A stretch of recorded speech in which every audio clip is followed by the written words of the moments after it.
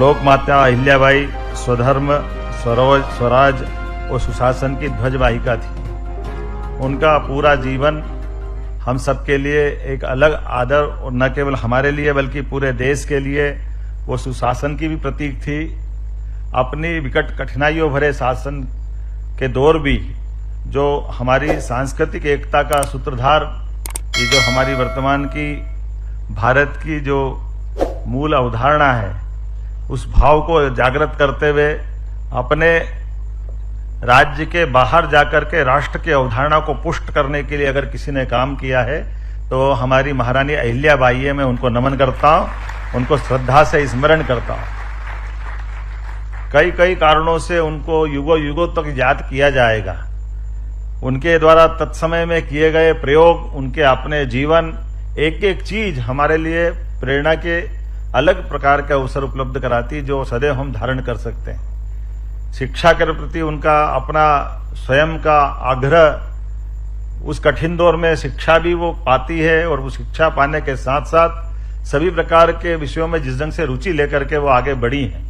यद्यपि उनके जीवन की कठिनाइयां भी कोई कम नहीं है, लेकिन इन कठिनाइयों से पार पा करके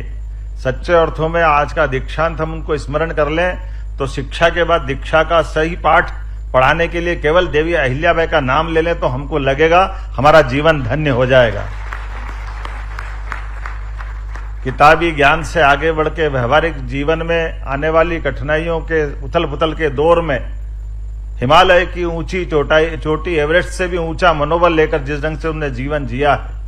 वो उदात्त जीवन हम सबके लिए सदैव प्रेरणा का पुंज बनकर निकलता रहेगा। एक एक करके जब देवालय ध्वस्त किए जा रहे थे, तब उन सारे देवालयों को चैतन्य करके पुनर्स्थापित करने का काम अपने राज्य की सीमा से बाहर जाकर के बनारस से लेकर रामेश्वरम तक, द्वारका से लेकर घृष्णेश्वर, जो जो ज्योतिर्लिंग हो सकते हैं, चारों धाम के चारों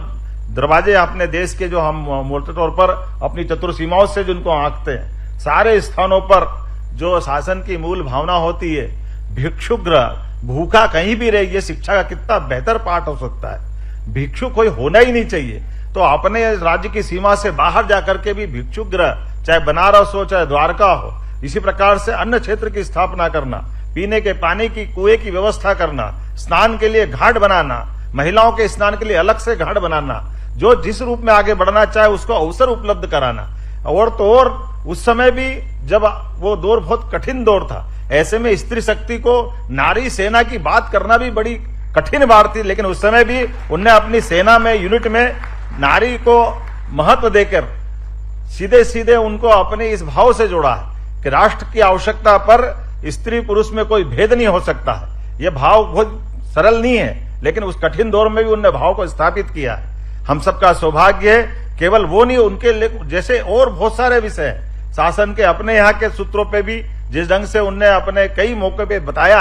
कि राजमाता किस ढंग से होना चाहिए। हमारे लिए आज वो सौभाग्य की बात है, उनके नाम पर स्थापित आज इस अहिल्या विश्वविद्यालय में उनका 300वां जयंती वर्ष भी चल रहा है। ये हमारा सौभाग्य है, और हमारे विद्यार्थियों को पुरस्कार मिल रहे हैं। अगर वो यहाँ सम्मानित हो रहे हैं और उनके नाम पे सम्मानित हो रहे हैं तो बड़ा आनंद आ रहा था। कोई 1 स्वर्ण वाला, कोई 2 वाला, लेकिन 4-4 वाले और 3-3 वाले। आज का ये दिन तो वाकई अद्भुत छठा बिखेर रहा है। मैं तो अपने आप को धन्य मानता हूं। आज हमारे लिए ये सौभाग्य की बात है, देवी अहिल्या विश्वविद्यालय का A+ ग्रेड का नेक का निर्धारण आज इस मंच से हो गया। ऐसा लग रहा था जिस प्रकार से हमारे विद्यार्थियों की प्रतिभा सामने निकल के आई।